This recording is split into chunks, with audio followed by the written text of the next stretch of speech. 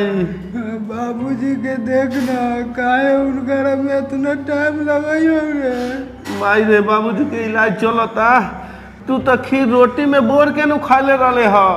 बाबूजी कटोरे उठा के पी गेल बारन, उनका अतरी में जाके जहर फंस गेल बा, ठीक हो जाइहन।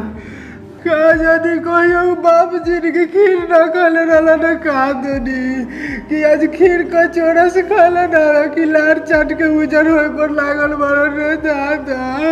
अरे माई भगवान से खैर मनाओ कि हम खीर ना खैले रहनी ह, न तो हमनी के कोनो इलाजो करावे वाला ना रहलक ह।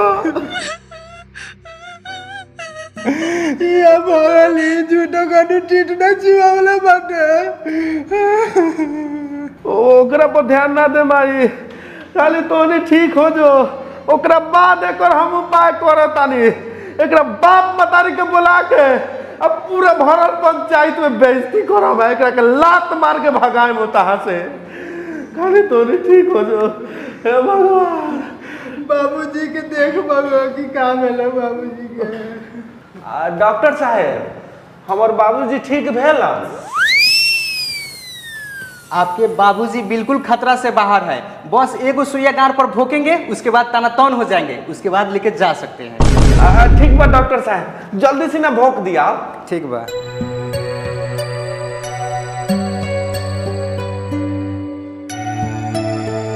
चलो बाबू, तोहरा माई के तो इलाज होइए गेल, लबरी हम मेहरारू के इलाज करल बाकी बा। बैठ घरे चलल है तो कह दिया। बैठ ने माई, तू बैठ ने बैठ। तू कहाँ चढ़ल जाता रू? चलो भागो ने हट। ए जी हमरा के माफ कर दी, अब हम गलती ना करब, सच्चो में क्रिया खा के कहता नहीं। ओहो तोरा के माफ कर दी हम कि एताई धो के साफ कर दी, तू हमनी के साफ करे के फेरा में लागल रहलू। चल हट होने। अंदर आवा। ए जी ए माई जी बाबूजी हमरा के छोड़ के मत जाई।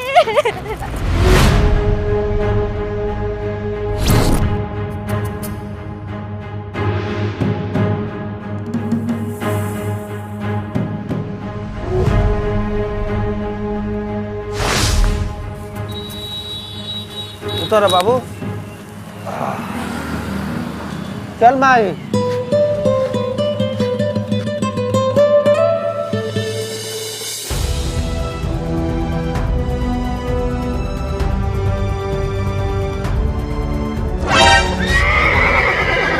अरे खोचरी, तू काहेला घर में घुस गले रे? चल बाहर निकल। ए जी हमरा घर से काहे बाहर निकलता नहीं? रउआ के हमरा पर भरोसा नहीं के? भरोसा वो तोहरा पर, तोहरा से ज्यादा तो हमारा एम्पायर गेम पर भरोसा बा, जौन पर 100% रियल प्लेयर बा और हर गेम फेयर भी बा। हाँ ज्यादा ज्ञान मत दी हमरा के, ई गेम हम रोज खेलैले, जवन मोबाइल तू टिप टिप करके चलावला ना, ये एम्पायर गेम खेल के जीत के तोरा के देले बानी। और सखम कहतानी आंगनबाड़ी से तो तू इतना पैसा ना कमा सकता रे, तू इहे गेम खेल के जीतल आ हमरो के देवाला से यारों पर लुटावल रे। पतनी निकाल बाहर। साला तू हमनी के खा पावे के सोचता रे, हम तोरा के घर में रखी, अब तोरा के घर में ना रखम। जब तक तोहर बाप मतारी नाई पंचायती ना होई तब तक तोरा के नहीं रखे के। कौन पता कि कब तू हमनी के जहर पिया के मुगा देबे। बस चल जो, अरे तो मार के पीठ फाड़ दे हम तोहर, पुट्ठा फाड़ दे हम पदन हो। बाबूजी माई। ए जी आ लास्ट गलती समझ के माफ कर दी, अब ना करम गलती। तोरा लाई गेट सब दिन बंद हो गए।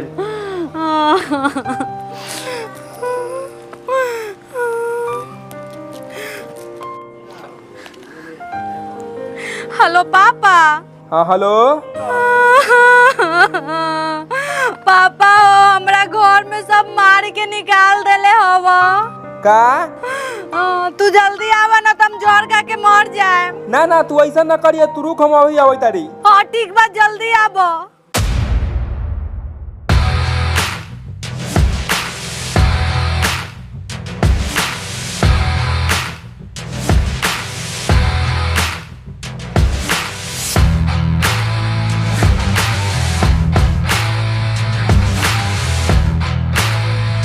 बबी ए बबी हे आ गेलियो हम।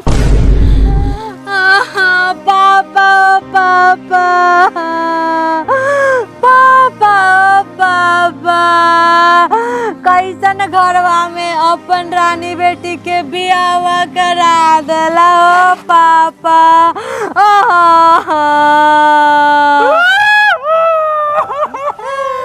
तू कला रुआ तारा ए बेटी तोर दुख देख के हम फकार पार देबे। अच्छा रुक रुक हम पूछाई तनी दामाद जी से आ समधी साहब से काहे तोरा के दुख देले बारन। ओ दामाद जी ओ समधी साहब ओ निकली ना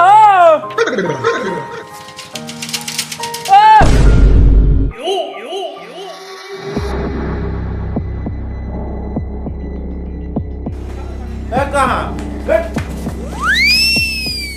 चुपचाप अपना बेटी के लेके जाए तहाँ से। ए दामाजी रोग हमरा के काहे धक्का दे के भगावा तानी। हम कोनो खाली हाथ ननु आल बारी ये तो रसगुल्ला लेके आल बारी वो 220 रुपए किलो वाला। ओ ससुर सरऊ है अपन रसगुल्ला अपना गाड़ी में कोचला। तोहर रसगुल्ला हमरा ना चाहिए। काहे रोग इतना खिसियाल बारी हम बेटी कथी कहलक ह कथी कैलक ह तली सुनी रऊ और बेटी हमने सब करा के जहर खिया के मुंगावे के चाहता।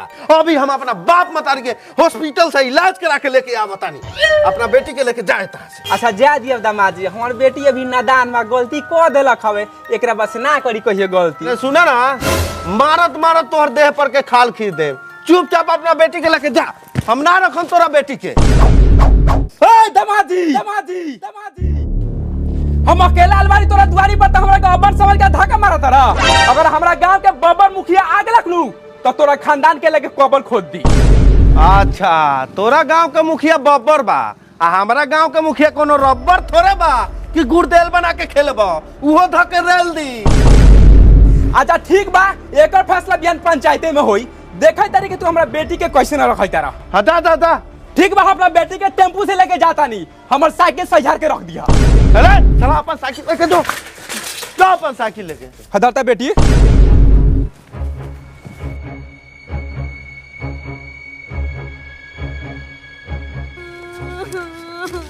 चुप रह बेटी तोहर बाप अभी जिंदा नहीं बारे। अगर तोरा के ओखनी का न रखे नु तो साले के चित्ता जरा दे हम हमरे नाम है सुखारी पारे सबनी के हाथी ले के लारे। देख त डाबुआ हल्का लगैलक साला करला खका भीतर ले गे ना मिठाई पूरा होबो। चल भूत नार के आगे खा लेवे के हम नहीं होगा चल।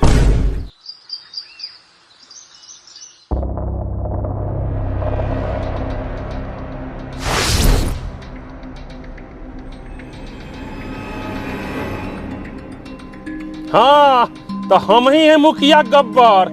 पंचायती में हम बात कर ले सीधे जूता से। तो हमरो बात कान खोल के सुन लो लोगन हम ही है मुखिया बब्बर हमहू बात करी ले चपले से।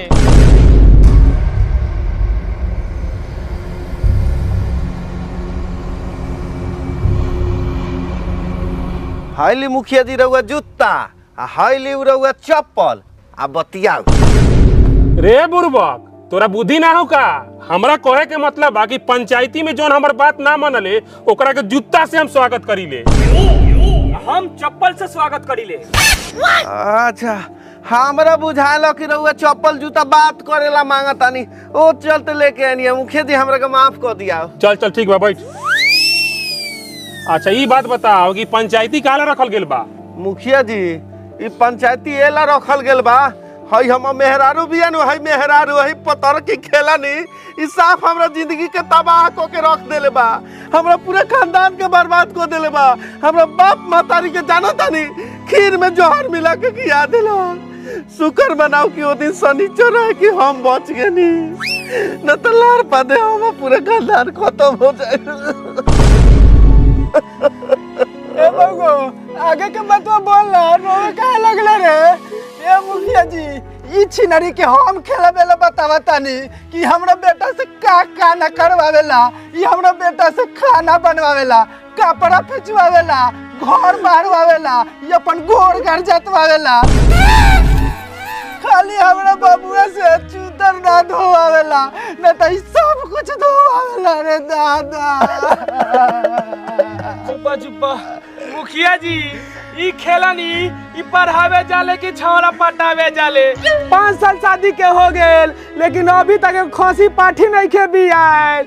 ए मुखिया जी हमर जब बउआ बिछौना पर सूते जाले नु त ई पदनी मार के हमरा बउआ के ले रगा देवले तो हमर बउआ बाहर जाके सूत रहल है। मुखिया जी का खेला बेला कोई एकर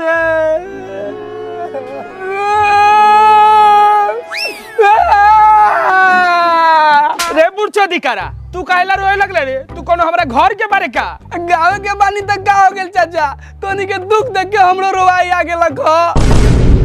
चुप बुर्बक। तो मुखिया जी एक और जितना खेलक बेला कहल जाऊ नु पूरा कम पड़ जाई। अब बताऊ हईसन जनानी के केहू घर में रखी लात मार के निकाली कि ना निकाली? तो अब जे उचित फैसला रहुगा बुझा तो सुनाऊ। अब मुखिया जी रहुगा कुछ बताऊ।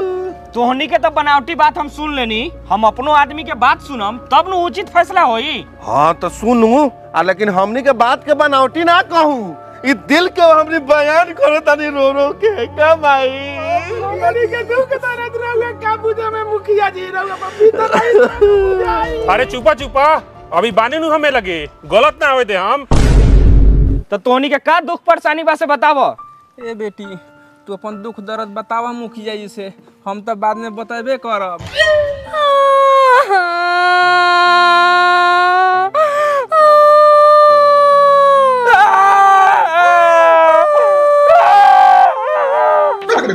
ए तोहनी के रो के सुनावेला कहनी हां, जे दिक्कत बा से बतावो। ए बेटी चुप चुप तू अपन दुख दर्द मुखिया जी से बतावा, न तो मुखिया जी हमनी के नु गलती साबित कर दिया। ए मुखिया जी का हम अपन दुख दर्द बताई आए?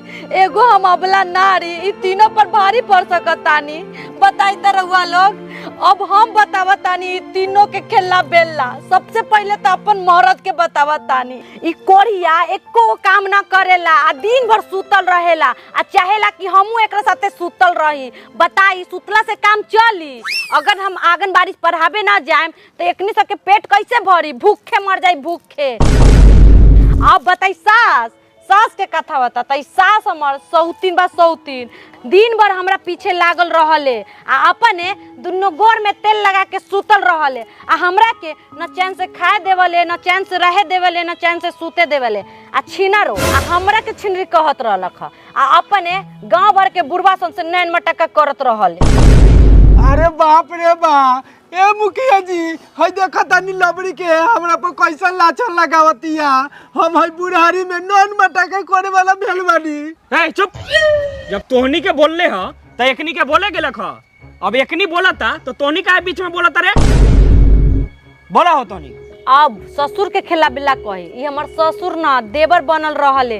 दिन भर हमरा पीछे पीछे घूमत रहले आ हमरा पर गलत निगाह डालले। बाजार जाई तो बड़ी लियाई, केरा लियाई आ हमरा के जबरदस्ती मुंह में खिलाई। बताई ये सब बात हम बोलनी है तो हमरा के घर से बाहर निकाल देलक है। अब रउए बताई एमे हमर का गलती बा? ना तोहर तनको गलती नहीं खे, सरासरी लोग के गलती बा पूरा। बोली मुखिया जी। ते हम का प्याज बोली हऊ हाथ में दोनों बूढ़ा बूढ़ी लगले है उ देखावेला है नकली है का उ? हो भी सकता। मुखिया जी कल अपना बबिया के गिरली हम बोला ला इस साला के घर है मिठाई लेके तो इस साला हमर दामाद हमरा के घर में बंद करके मरले बाटे। जा साले ससुर जैसन तोहर बेटी औसन के बाद तोहर मुंह के पेटी। साले हम मरनी तोरा के। मुखिया जी हम इज्जत के मारे एक और बात नहीं की बतावत। जौन राजी पूरा भरल समाज में हम खोले जाता नहीं। ई हमर जनानी ई इतना खपतान बाटे। एगो करनौल गांव में एगो करिया लड़का बाटे उजर कार धैले ओकरे से फसल बा। ओही ला ई सारा कांड होकता आ हमनी के मुंगावे पर लागल बा ओकरे से बियाह करी का दई पता नहीं। ए मुखिया जी अगर एकरा बियाह करे के बाद ओकरा से बियाह क लेवो, हमनी के मुंगावे पर काहे लागल बा? हमनी के मुंगा के बियाह करी काई? का रे बात ही सही बा।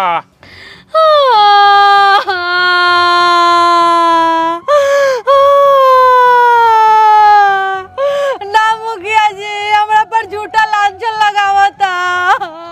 तो सुन ल हम उहे रउए मुखिया बानी के जूते से बतियाई ले, सही सही तू बताओ। ए महाराज, का सबूत बा कि लड़की दूसरा लड़का से बतिया ले? मुखिया जी, हम मैडम जी का देखले नहीं, आंगनबाड़ी पर आवल छोड़ के एगो चावड़ा के साथे चार चक्का में बैठ के केना दुन फिराल हो गइली। हां मुखिया जी, हमहू देखले बानी। अच्छा, ए उ कौन लड़का बारे जो एकरा पाछा पड़ल बाटे? तनी बुला के ले आओ तो। अभी बुला के लिए आइली। वो लड़का है सामने आ। प्रणाम मुखिया। का रे, तू तो हमारे बारे में जानते बारे कि सीधा बात नो बकवास। तो तू सही सही बताओ कि तू एकरा के फसले बारे कि ई तोरा के फसले हो। मुखिया जी, हमर उतनो दिन नइखे गिरल कि गाड़ी घोड़ा पैसा कौड़ी धन दौलत रहते हुए एगो बियाहल मौगी के फसाएम। एकरा मतलब ई जनानी से तू कहियो मिलजुल नहीं खस कइले? देखी मुखिया जी, रउआ लोग राजनीति में बानी, रउआ लोग से एगो बांधले बात कहतनी, अगर समझदार होकम तो समझ जाएम। अगर केहू अपन माल जाल के नाथ के ना रखी तो केहू गाथ दी।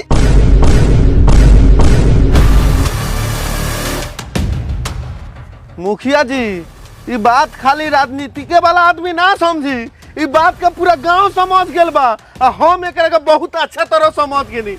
इस साला एकरा के गांठ देले बा, आ हम एकरा के रख नहीं की सकत। अब जे फैसला सुनाओ के बा सुनाओ, गथले बा ई तो रखी। तो मुखिया जी, रउआ जे फैसला सुनावे के बारे सुनाऊ, हमरा मंजूर बा। तो रउए बताओ, ऐसन बचलन औरत के साथ ई लड़का कैसे रह सकले? ई लड़का तो नहीं रख सकत, लेकिन उ लड़का से पूछी का उ लड़का रख सकता? कारे लड़का, तू ये औरत के साथ शादी कर सकलिस? सुनी ना मुखिया जी, खैनी पीनी फेंक नहीं पाता, हमरा एकरा में लड़वा के नाता उ सब ना चली। एक लेखन तो हम 50 गो मेहरारू के पटा के रखले बानी, तो सबसे बियाह कली। बियाह तो हम कमसीन काच कली लड़कीए से करम, समझनी? हमरा के जाय दिया, समझल जाओ अपन मेटर। तब का कहतनी अब? का कहीं, उस सरवा तक गांड झाड़ के भाग गेल। ए बउआ, तनका दाब उलट सह के तुहे रखना ल। ए मुखिया जी, बोल देनी से बोल देनी, एकरा बाद अगर रखेला बोल दे हम तो हमरा मुंह से उझट निकल जाई। हां, ये कलम के लेके हमर माथ में दई बात के समाज मुंह में मुते। ए भाई, उठ के चल, ना रखम। चले मुखिया जी, चल। साग सतुआ बूझ ले भाई लोग, बोका बकरी के खेला है का कि आदमी रख लेता है। ओ सुखारी, समझो अपन दुख बीमारी, हमनी चलनी। चला हो, चला सब कोई। सुखारी का समझो दुख में मारी, हमार बेटी सविता तो हमर पगड़ी डुबा देलक। बैठे ही लगे, हम चल लिया।